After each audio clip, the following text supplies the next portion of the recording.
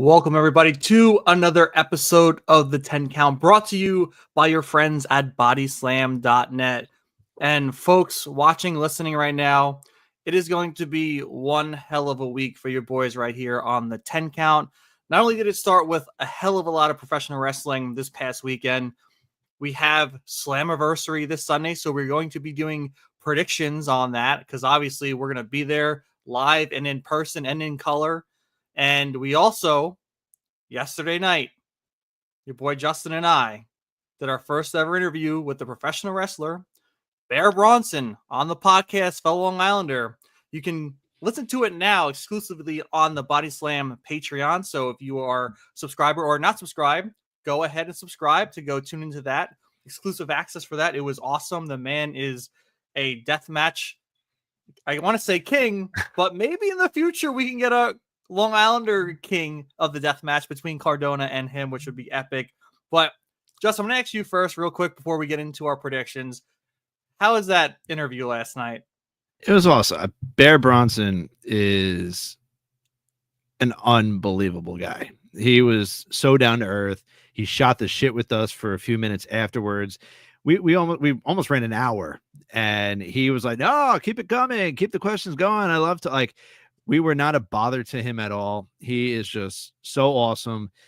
And man, that Cardona versus Bear Bronson match, it's a match written in the stars. They're both creative pro. They're both in the deathmatch scene. Cardona says he's the deathmatch king. Bear Bronson is now up and coming in this deathmatch scene, and he is taking it by storm. It's only a matter of time, hopefully. You know, we throw things out into the universe and hopefully they come true. But yeah, what a time. Like Ty said, you can catch it live now at the Body Slam Patreon. The link is down below. It's well worth the $5 a month. You have all the exclusives from our insiders. You got Corey, you got Viper, you got Cody Rhodes, you got all of them. And then you just have these exclusive interviews, which are just phenomenal. Everyone there is doing an outstanding job. But man, it just doesn't stop. We're here tonight, and now we got Slammiversary coming up, brother. I cannot believe Slammiversary is now 2 days away. Oh, Yeah. 3 days away, technically. 3 days. Yeah, technically. It's almost there. We're pushing that 2-day mark. I'm excited. I've never been to UBS yet, so I'm really pumped up about that. I mean, the car's really shaping up, and I saw there might be some hints of Slammiversary being phenomenal, which maybe it happens, maybe it doesn't. I'll keep my fingers crossed for that one. I am seeing, I'm not being told, like I'm not an insider, but people are coming to me saying, just sending me, AJ Styles gifts.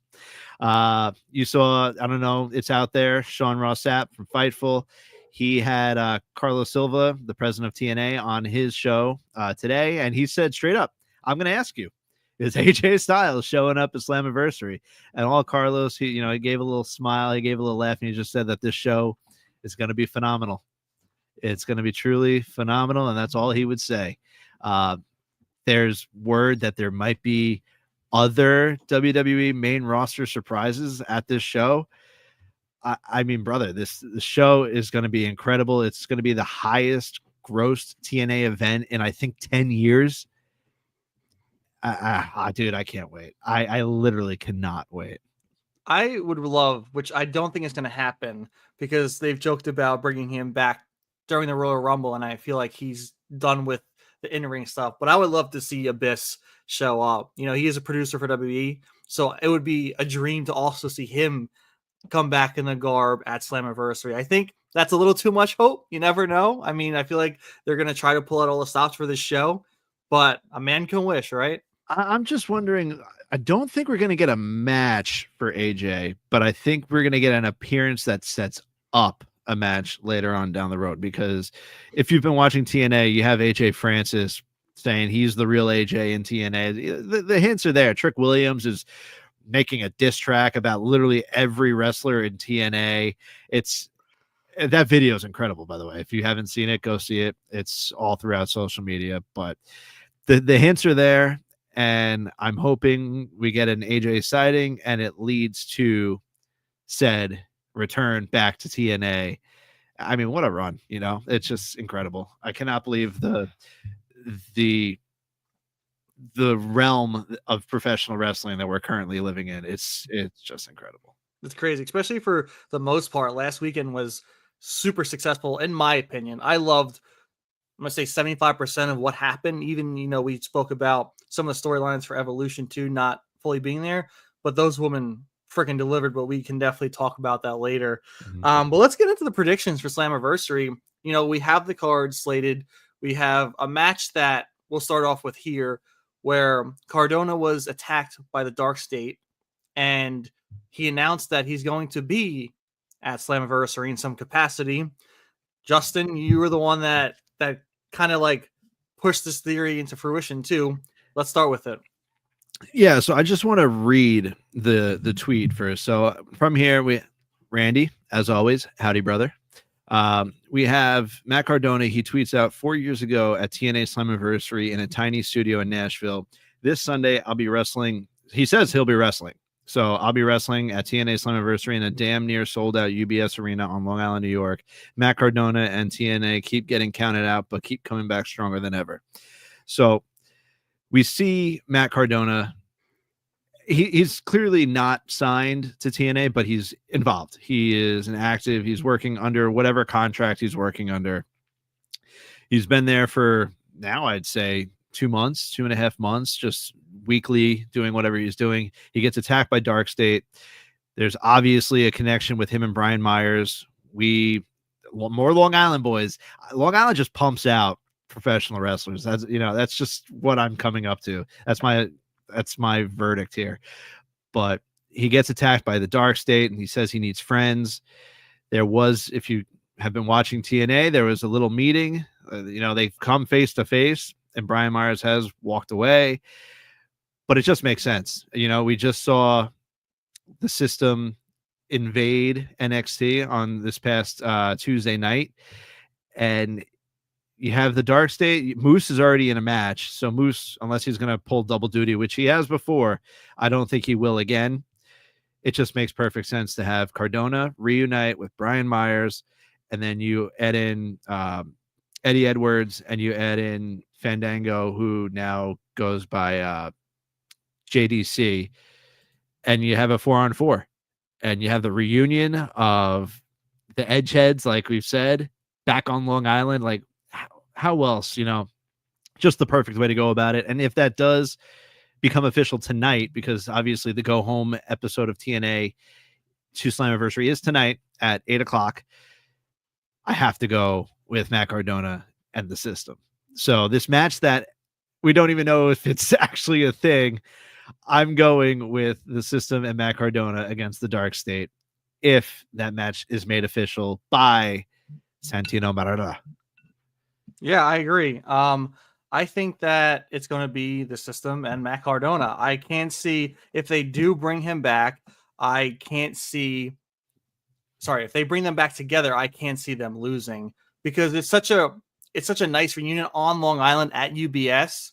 I mean, sorry, Dark State, I know you guys are, pretty vicious and you like to jump people all the time, but it's time for our Long Island boys to clean up shop, do what they do best, and come out with the W in that matchup. And we do like to predict potential matches here. We've done it before in the past. I mean, it's nice to guess that too, because if we could predict the match and the winner of that match, hey, that's a double win in my opinion, right?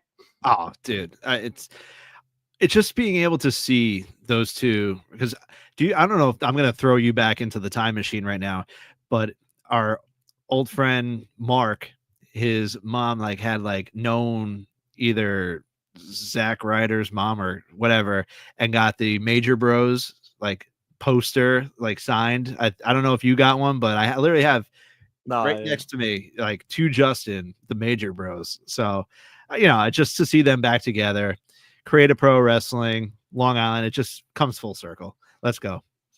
Yeah, I can't wait for that. I'm so excited, especially to be able to see that on Long Island. Me and you, full circle, man. All right, let's get into, which I didn't know until I read the card before we did this, which I think is insane, especially coming off the tails of this past weekend. We have Masha Slamovich and we have JC Jane, title for title. What they're just trying to cook. They're just trying to put on the show of shows right now, and I'm here for it.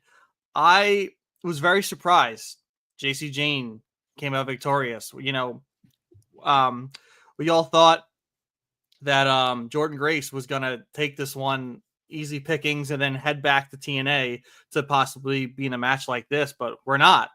We have Blake Monroe with the huge turn, which I had the feeling once they had that segment before the show, I was like, oh, Blake's turning heel. She's gonna do dirty on Jordan Grace, but I think that JC Jane can squeak this one out too. I don't know for a fact because I feel like, especially with the whole Trick Williams thing and winning the TNA title, I feel like maybe they're pushing a little more WWE people to win TNA championships. But I think Masha Slamovich would have a perfect time to be both, and that's who I'm going to pick. I'm more like my brain is saying JC, but my heart's saying Masha. So I'm going with Masha. Like, I would love to see a TNA person hold a WWE championship, and I think this could be the perfect time. I'm with you. We see Trick Williams win the TNA World Championship. So I think it's only fair and it's only time for a TNA star to win a NXT championship. So I'm going with Masha on a TNA show, TNA's WrestleMania. Yeah, I'm going, unless somehow Blake is now involved with Fatal Influence and we see a run-in from her. That's the only way I see JC walking out with this.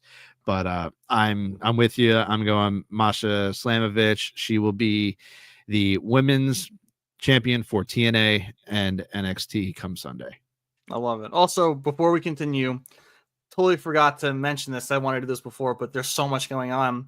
Today is our former co-host Court's birthday, so I wanted to do a huge happy birthday shout out to Court. We love you. Happy birthday.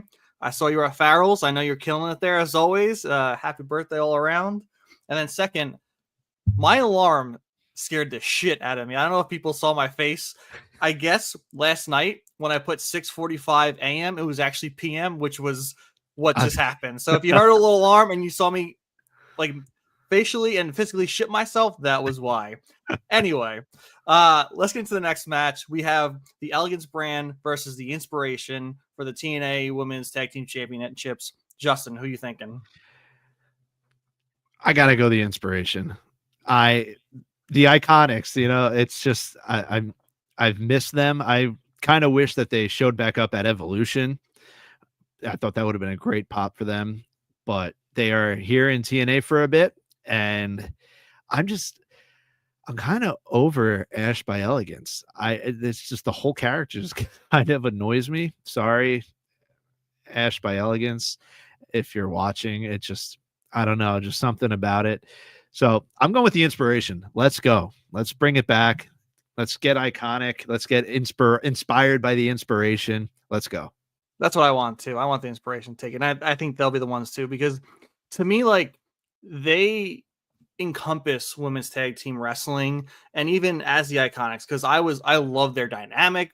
I thought they were hysterical, but also, they were women's tag team champions in WWE, I believe. Yeah. And it was just a fun ride. And when they went their separate ways, I didn't know if we'd ever see them back together. And when they popped up on TNA once again, I'm like, they have to be the women's tag team champions. Like, there's no way. The moment they get this shot, they need to take the reign as, the best women's tag team in the world. And that's what I'm going for. Yeah.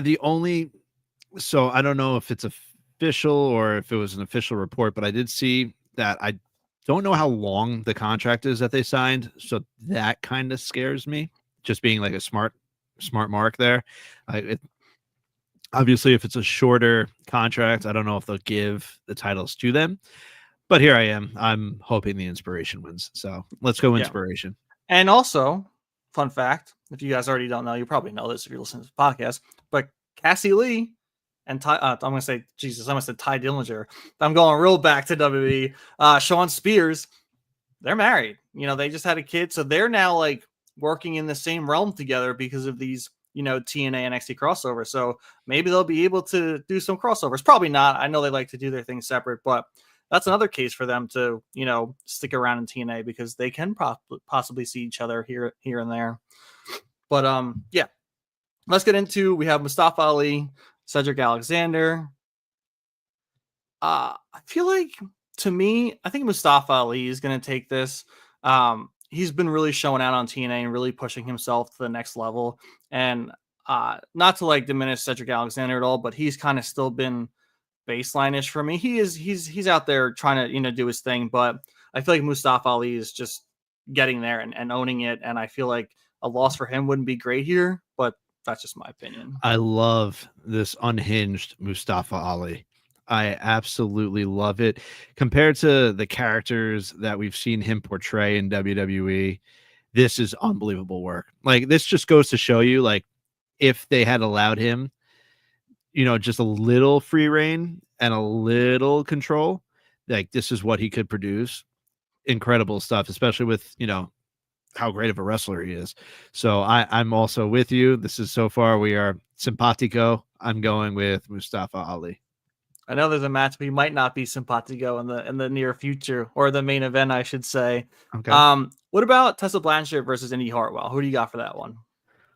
Oh boy. I mean, everyone despises Tessa Blanchard, rightfully so. For some reason, I feel like she might come out on top, but I'm going to go with Indy. I love Indy Hartwell. She's phenomenal. I'm going Indy Hartwell. I'm going to keep it simple. I'm not going to overthink it. Let's go Indy. Yeah, I feel like they do want to really, push Indy in this TNA women's division. But I'm right there with you, Justin. I feel like Tessa kind of for whatever reason, when they book her, they kind of make her there's no way they're gonna have her win, and then it's oh crap, she just freaking won. So I'm going with Tessa. I think she's gonna squeak this one out. I think it could maybe push them forward a little longer in a feud. Maybe it's underhanded tactics or someone gets involved, but that's where I'm gonna go with that match. I'll tell you what, the boos for Tessa Blanchard, they are going to be raining down from UBS. We'll have to make sure we record that because it's going to be loud. All right. We're getting into championship territory again. We got the men's TNA Tag Team Championships. We have the Nemets, the Hardys, the Rascals, and First Class in a fatal four-way ladder match. Who do you got? You want my gut or you want my mind? Do you want my brain or you want my gut? I want whatever's going to be on the graphic this week. I really want the Hardys. Going back to nostalgia, just seeing the Hardys on Long Island in a ladder match, I really want the Hardys, especially with the run that they've been on has been pretty superb. Going back to them showing up in NXT as the champions. I don't think the Nemeth are retaining. I'll say that much. I'm stuck between the Rascals and the Hardys. And I don't care if I'm wrong. I'm going with the Hardys. Yeah, I got to go with my heart too, man. It's got to be the Hardys. That's what I'm going to be cheering my ass off for, which, as a person, if you've known me or listened to me in the past with the Hardys, I've been a big Jeff hater in the past. Back in 2008, Madison Square Garden, Royal Rumble, Court and I booing this shit out of Jeff Hardy, cheering for Randy Orton in that great match with the great RKO counter to the twist of fate. Still, it just plays in my brain all day to be able to see that live. But the nostalgia factor, Justin, like you said, the ladder match, the fatal four-way ladder match, they're really ramping this up. And I think the Hardys are going to lay it all out on the line. This is where they want to shine. It's their match. It's their time again. They want those titles back. And that's why they're going to become the new TNA Tag Team Champions. That match might steal the show. I'm putting it out there right now. I know the Hardys have said that this is their realm, obviously, the ladders. And I believe Matt teased, if they don't win this, they might need to consider doing something else, maybe the run is over, but I think this is just the start again. Or maybe it is the end and then they have their final run in WWE leading to a Hall of Fame induction.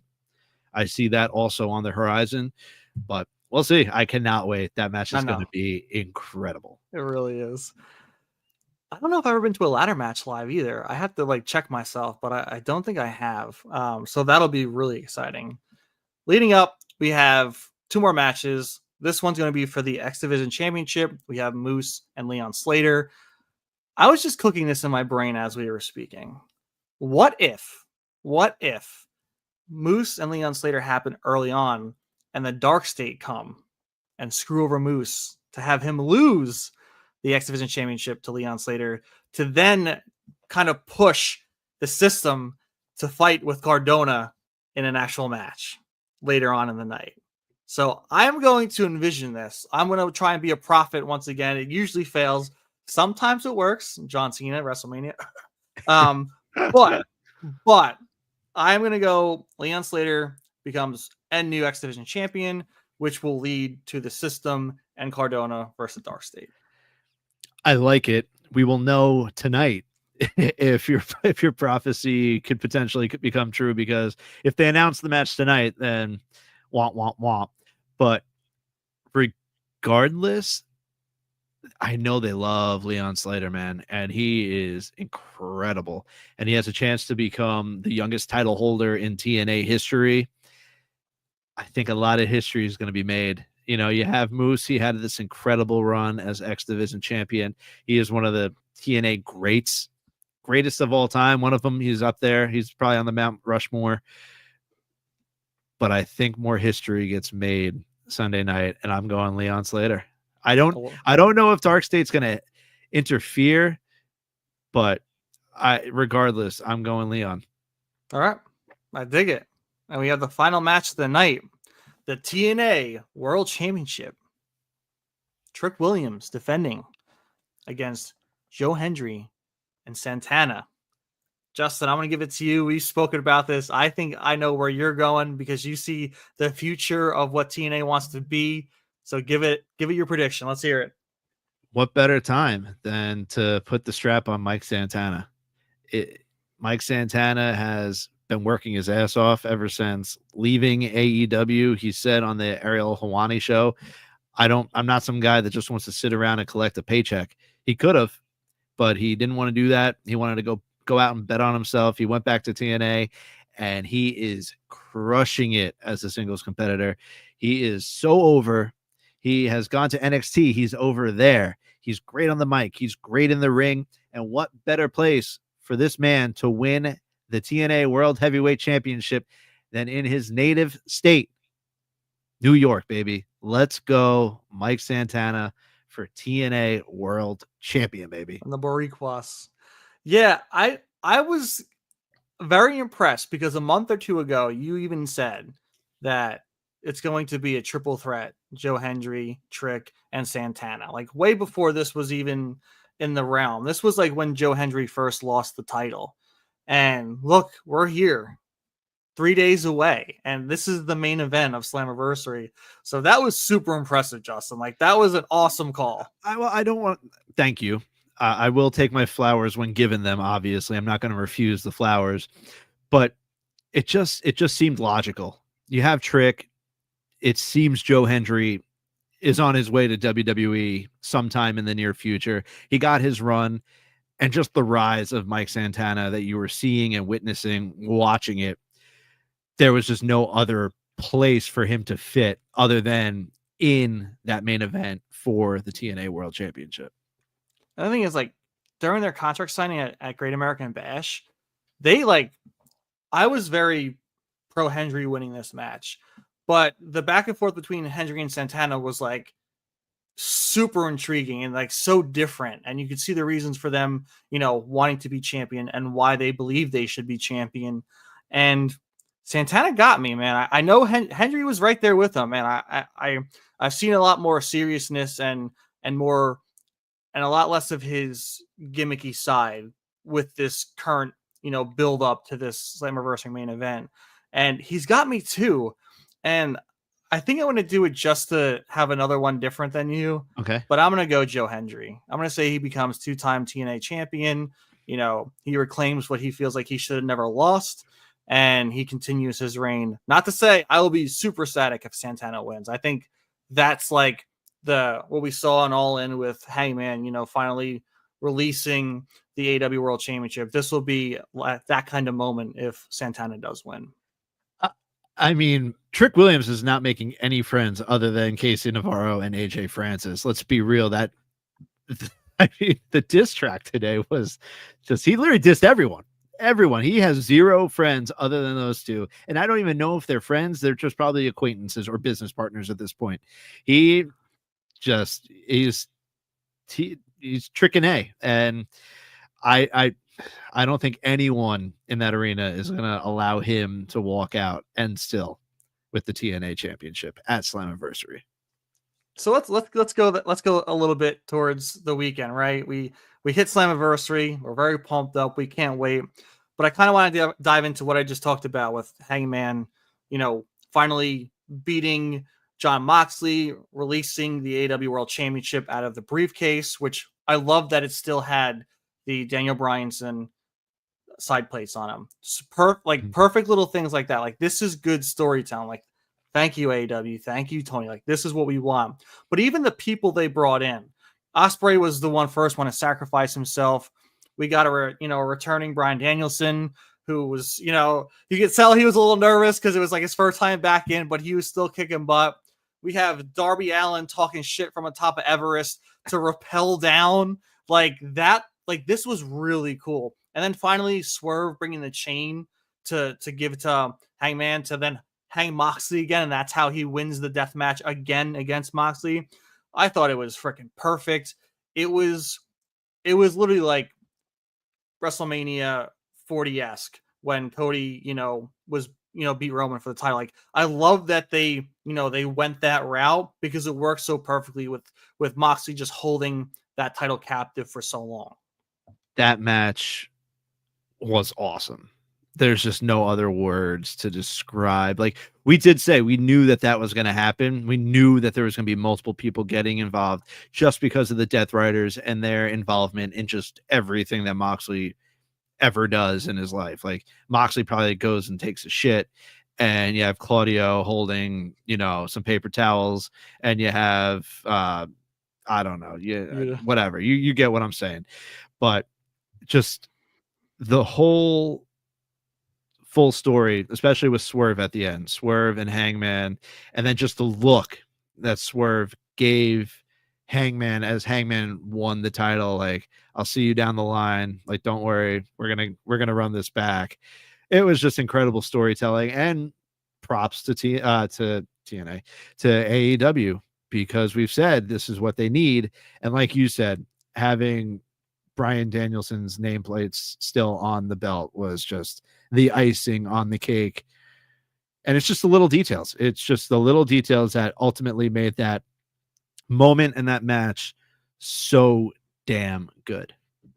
And they had Jim Ross back too, which was shocking. It was weird having like four or five commentators because Taz was out there too. They were like, it was just like a mess of commentary, but I liked it. I enjoyed it. They all got to, speak on some moments. But even like on Dynamite, like the way they're pushing forward after All In, I'm very excited for. Even with, going back to All In with the EVPs, who are not EVPs anymore, the Jacksons versus Will Ospreay and Swerve Strickland. Like, that match was killer. Like, some of the combinations where I think it was the Bucks going to do the EVP trigger on Ospreay, who it was either Ospreay or Swerve. He like flipped out of it and came back to get flipped right back into an EVP trigger. Like, that shit was sick, man. They really put on one hell of a match, and I had goosebumps the whole time. They were hard hitting, and it was very fun to see Will and Swerve win. So I can't wait to see what the world title picture looks like moving forward. But even what they're doing with EVPs already, the shitty entrances, the coming up in an Uber, like, it's already getting fun, and I'm excited to see where that goes. But just that match alone, man, I was just like floored watching that match. I'll tell you what, the beginning of the card was honestly a little lackluster for me. I was like, uh-oh, what's going on here. And I know it's a stadium, so noise rises. So the crowd seemed a little bit dead, but there were reports that the crowd was into it the whole time. So I believe all that. But just the first few matches, I was like, like this isn't that great. But then once the second half of that card hit, my God, was that a rocket straight up. And I was like, holy shit. Like this is just banger after banger after banger. It was the second half of that show was unmatched. It really was incredible. And they just announced that AEW All In is going back to London next year. So there you go. Hopefully it happens. I'm calling it now. So a year from now, we can say I called it. When this should be the thing that everyone calls. Will Ospreay, Wembley, AEW World Champion to close out the night. But you can also say you called it before they announced the stadium. That's You might have been profiting this beforehand, behind the scenes. I'm conjuring some things. Holding the strings of the puppet right there, making that wish come true, which I think we all want to see. I think if you don't want to see that, I think you're crazy. The man just leaves his heart in the ring every time he's there. And why wouldn't you want that man, winning the title at their grandest stage, in his home country, in his home area? So I want that. I would love him to have that championship before then, but that story just like tells itself. But another thing too, we called MJF winning the Casino Battle Royale, and then on the other side, it was Athena, which I love. Like I didn't even think that was going to even be an option, but now she's stalking Tony Storm, and to me, like that's a brilliant move. And you spoke on her, I think, in the prediction show, how she's just been tearing it up. And what better way to, elevate her more than to be able to target the AEW Women's Champion? Yeah, it was silly that I didn't pick Athena, but I also didn't know I for some reason didn't know if she was in the match or if she was in the match. Obviously, Supercard, ROH Supercard was the night before, but my God, I mean, probably the second best choice to possibly happen to. So now, yeah, you got her and Tony now. She's just following Tony along, and it's the run that she's been on has just been truly remarkable. And then obviously wanted to bring up, we had Adam Cole come down to the ring. He has to step away from wrestling again. Another unfortunate concussion. That is, there you go, All Elite, baby. Just super, super unfortunate. He's such a good, not good. He's such a great in-ring competitor. To see this continuing to happen to him, it's with hockey. Like I'm just going to quickly, like he is Filipino. Like the Rangers had this young stud who just kept getting head injuries and just kept getting concussed. Like he couldn't avoid it, and it's just so unfortunate. And I hope that he'll get back in the ring eventually. Concussions are no joke. The symptoms are no joke. But hopefully he starts feeling better sooner rather than later. And hopefully we can see him back in a wrestling ring. If not, I totally see him going the producer route. I think he would be a phenomenal match producer. So all the best to him. But it came out with a great moment. Dustin Rhodes, baby. Holy shit. Who would have thought that one? Unbelievable. Not me, man. I was actually shocked. I thought it was going to be in the bag for Kyle Fletcher, but now he's seething. Now he's gunning for Dustin Rhodes. He said it on Dynamite, like he's coming for you, Dustin. Like be prepared. And it was great to see Dustin, post match. It's very emotional. Like I'm so happy they did that for him. Like he deserves it. He's been a mainstay in AEW since they started, and he's been the Rhodes brother grinding there in and out, especially in the tag division with Sammy Guevara. Like he's been doing great. So props to him. Unfortunately, Kyle Fletcher is going to gun for him, and I think Kyle Fletcher is going to win that exchange. But until then, congrats, Dustin. You deserve it. I hope you get a little bit of a run. But yeah, Kyle Fletcher's coming for you, dude. I can't believe I saw on X, someone said that was Dustin's first singles title since like 1999 when he held the Intercontinental Championship as Goldust. It's crazy. That is insane. Yep. that he had gone that long without a singles championship in WWE or AEW. Incredible. It's actually a shame because that's how good Dustin is. But man, Talk about good soldiering, man. oh That is the dude, yeah, definition, dude. my God, he is the greatest of soldiers. And then I kind of want to get like, I mean, there's AEW, the AEW pay per view was just, to me, was so captivating. Like, let's talk. We have two things I want to talk about. First, we said it earlier. Tony Storm is still AEW Women's Champion, which is huge. I freaking loved every bit of that. I am so glad they didn't make Mercedes Hogan even more Mercedes Hogan. I did love her entrance with the cheerleaders all with the different belts around them. That was very Mercedes Moné. I That's a loved that flex. intro. That's a strong flex right It there. When you can was. have all the cheerleaders dancing with your individual championships, that's a flex and a half. Yeah, that's like Tom Brady type esque. But yeah, I'm very happy. Like, I'm glad AEW is putting all their eggs in the Tony Storm basket because she's a star. I think we can see a very good evolution of Mercedes Moné now that she couldn't win the big one in AEW. I think we start to see the titles get stripped away a little bit. I think we start to see, her really hone in on maybe a face character now, like bring her rock bottom to just to skyrocket her back up to then win the AEW Women's Championship. But by God, Tony Storm, freaking, she's a legend. She's a hero. I loved it so much. And I don't know, man. I couldn't stop smiling after that match ended. The right call was made. By far, the right call was made. I know there's a bunch of Mercedes Moné lovers, and they wanted her to complete her belt collecting like Kenny Omega. Her Infinity Gauntlet. Yeah, her Infinity Gauntlet. Yeah, but Tony deserves it. Tony deserved that moment, and I'm very happy that they gave it to her because she has been the best thing going for AEW, especially in the women's division, and I'm glad to see that she's still going to continue that. And how about Adam Copeland coming back, healthy as a dog? Like, I think they dropped Cope now because they announced him as Adam Copeland, so maybe he's not Cope anymore. I don't know. Which was confusing to me because I don't know. Whatever he wants to be, I'm fine with. But big things came out of the match. The Hurts didn't get retained. That's all I cared about. Great way. Nick Wayne turned on Christian. They were about to put him in the grave, and Adam came out with his nail bat. I don't even want his bat of destruction, and rushed them. Yeah, spike bat. Thank you.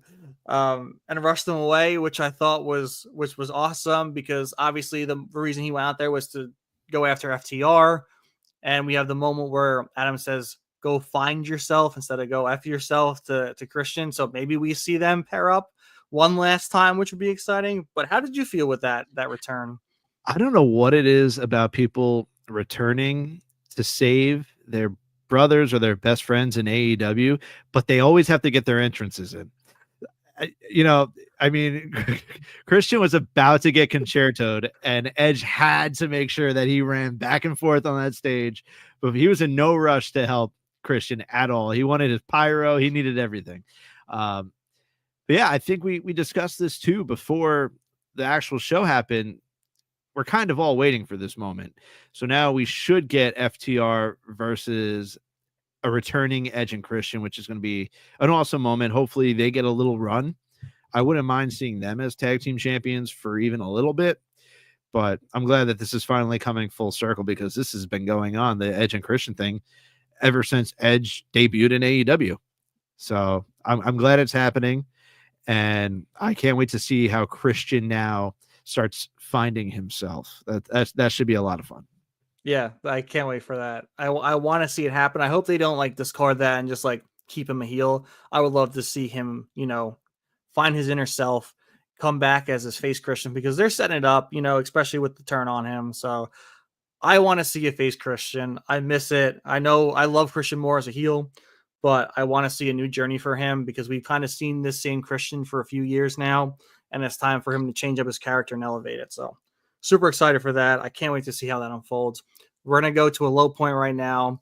I think the lowest point of the weekend at Saturday Night Main Event, Seth Rollins tweaking the knee. He mentioned, they're still waiting because of, I think it's still swollen. They're still waiting to take better images, but he thinks it's going to be a lengthy recovery based off how he feels. He's not a doctor. They still need to take images. But that sucks. It's rough. I was really bummed. Like, this man was ready to take SummerSlam by storm, in my opinion. He's, they built this amazing faction, and it's still going to be amazing. And, we've seen the aftermath of Raw, with Roman Reigns coming back and Braun Breaker saying, "I thought he was dead," which I was rolling. I could not stop laughing. Every time I rewatched it, he's like, "I thought he was dead." I loved it. It just got me every time. I don't know why, but I think that's a big point for Roman to return. I think he was going to return at Saturday Night Main Event, possibly, maybe even at SummerSlam. But now with this unfortunate injury, now we have the OTC back. Yeah, I didn't know that the weekend could get lower than having to watch Goldberg wrestle a match, but unfortunately it did with this unfortunate injury to Seth Rollins. It was weird because it looked like he landed fine, but just, seeing and hearing that his knee just buckled, it's just super unfortunate because he has been riding this huge wave of momentum, especially with this group that he's been building. But he'll be back. I'm not worried about that. Go rest up, go heal up. He'll be back when we least expect it. And that he's gonna be, that cash in that happened at Mania, the ultimate heist, it's gonna happen again. I don't know who it's gonna be against, but it's gonna happen again, and I can't wait for that moment. So Seth Rollins, just heal up. I hope he's back sooner than he believes that he's gonna be. Obviously, we don't know the official diagnosis yet, but it doesn't seem like it's going to be great. I don't think anything's going to stop him from getting back for WrestleMania season. He's going to rehab his ass off. He's going to train hard. The man already does. Like, he is a super soldier, in my opinion. He's going to do what he needs to get back before WrestleMania. And the man just won Money in the Bank. So he's got plenty of time before he needs to cash that in or relinquish it. And I'm glad they're not just taking it off of him yet. I get they're probably waiting for the MRI announcements or the results, but still, the man's got a whole freaking year for the most part, and I want to see him cash that Money in the Bank briefcase in on CM Punk for the World Heavyweight Championship at WrestleMania, maybe even before WrestleMania. Set up the WrestleMania rematch, but with CM Punk being the number one contender for the World Heavyweight Championship against Gunther, I think they're going to pull the trigger. The man is one of the most over people in the company. Every time the likes of Drew McIntyre or Seth Rollins pop out or Paul Heyman, the CM Punk chants go wild. The man is super over. He's got to be pushing merch like a champion. And I think TKO probably wants it too. Like, why wouldn't you want the belt on one of the most over guys in the company right now? So calling it now, just like you called Wembley Stadium for Will Ospreay next year.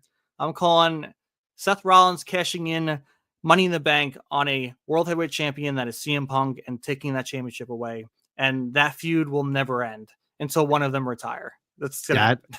That is long-term storytelling. That would be unbelievable. We've seen these two go at it. These two despise each other, especially Seth Rollins despising CM Punk. So what better way that you just said? That would be a bone-chilling moment. And I'm with you.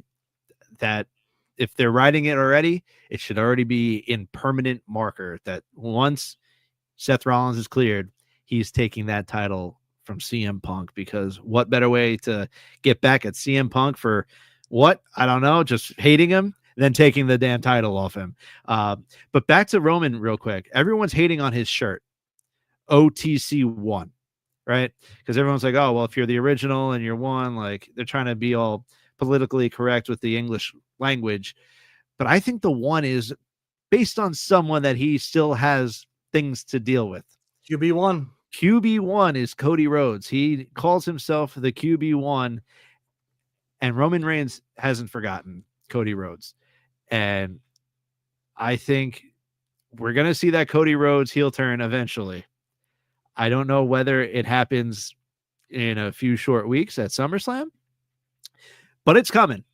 Court, prepare yourself if you're watching. Your boy is turning heel, and it's happening sooner rather than later.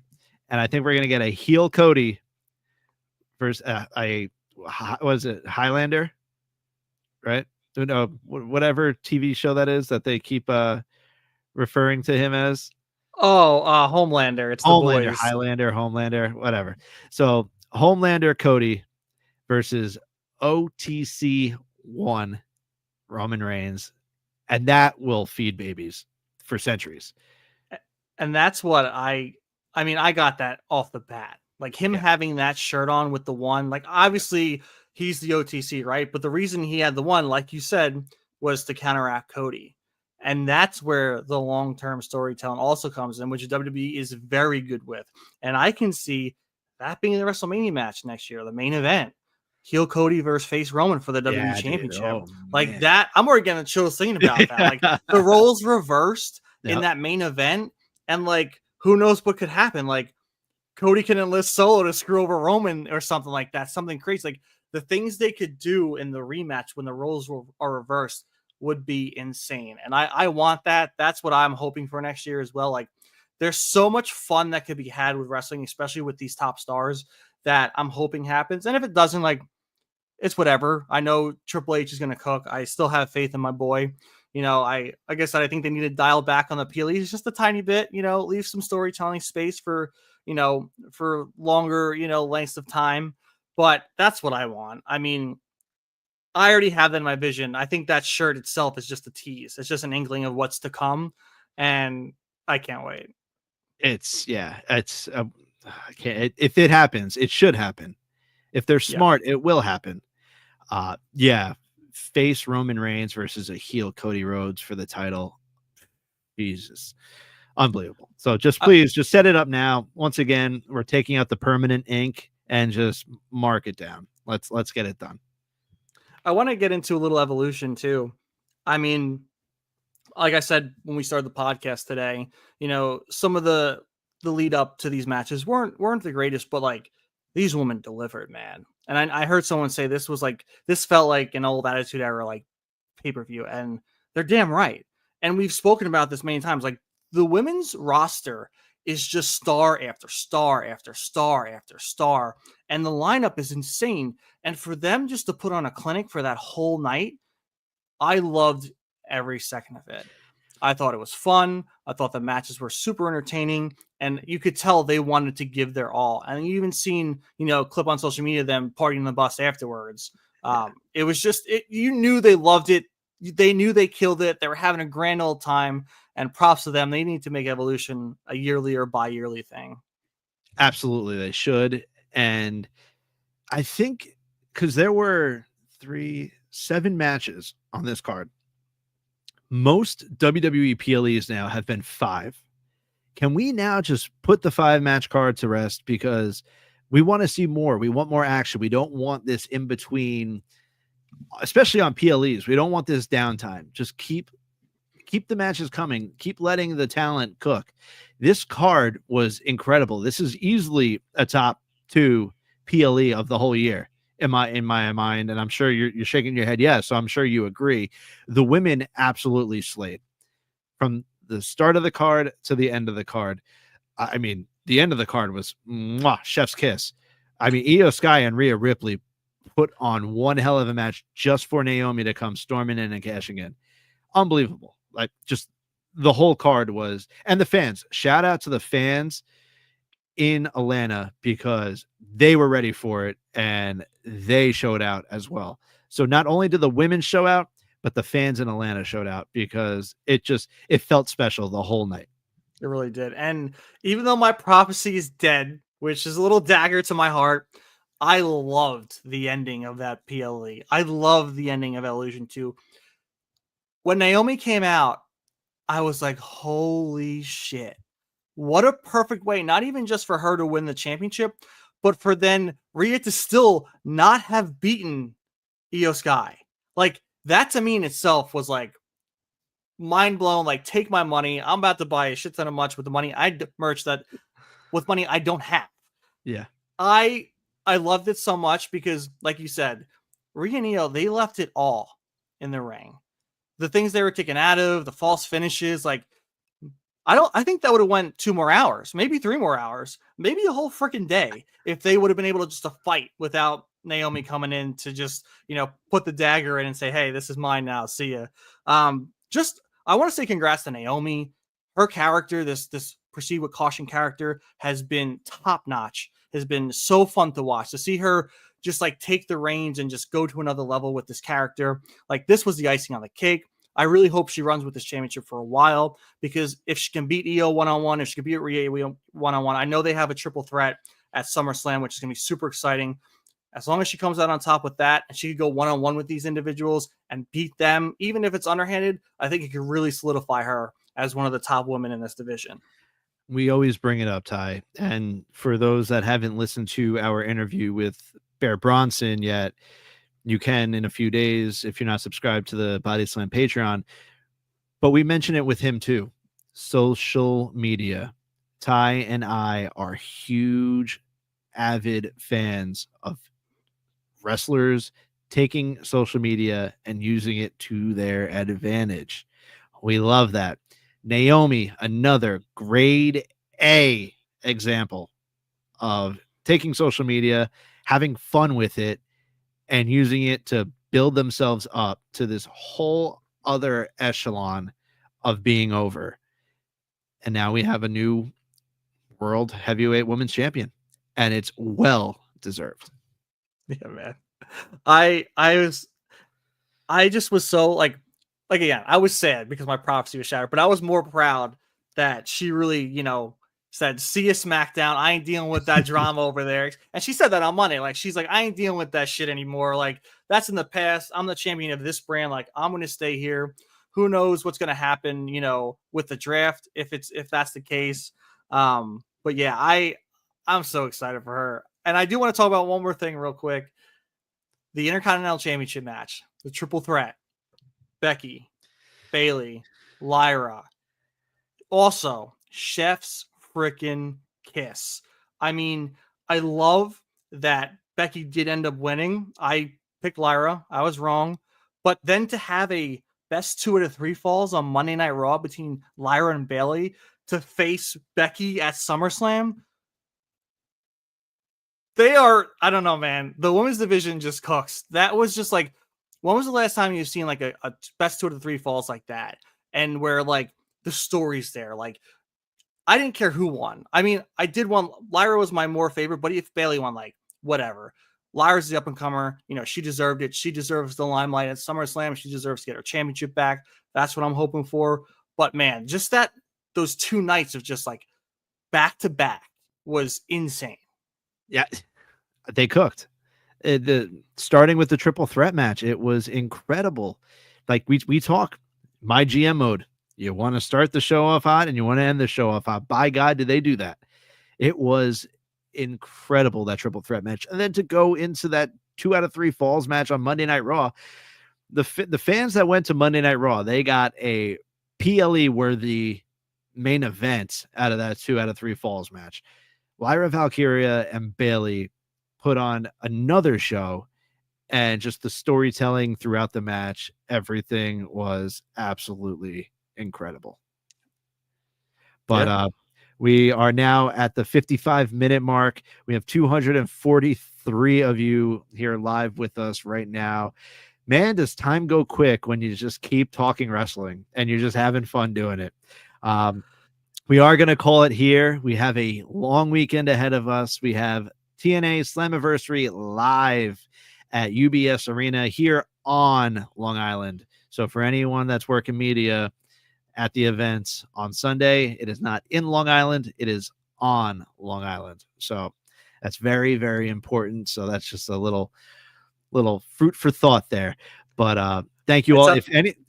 I tell all the people in Pennsylvania that I live around, it's on Long Island. It is. You ain't in it. No, we are not in Long Island. We are on Long Island. But if anyone is watching and they're going to TNA Slammiversary, Ty and myself will be walking around. We're going to be looking to do interviews. So come find us. If you see us, we're very approachable. We'll shoot the shit with you. We'll have we'll have some fun.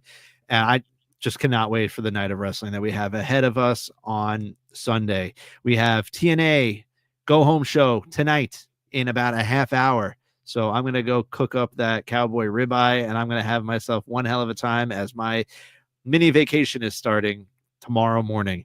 But thank you all. Please, once again, go subscribe to the Body Slam Patreon for breaking news, exclusive breaking news, interviews, podcasts, and more, as is our Bear Bronson interview right now. Later on in the week, it will be available to the public. Go subscribe to our YouTube. You can see the top left corner. We are at the 10 Count Pod on all socials and YouTube. So please, it takes 2 seconds to give us a subscribe, and it really helps us out. Thank you all so much. It has been a busy, long week of wrestling, and we have more to come, Ty. So let's ring the bell,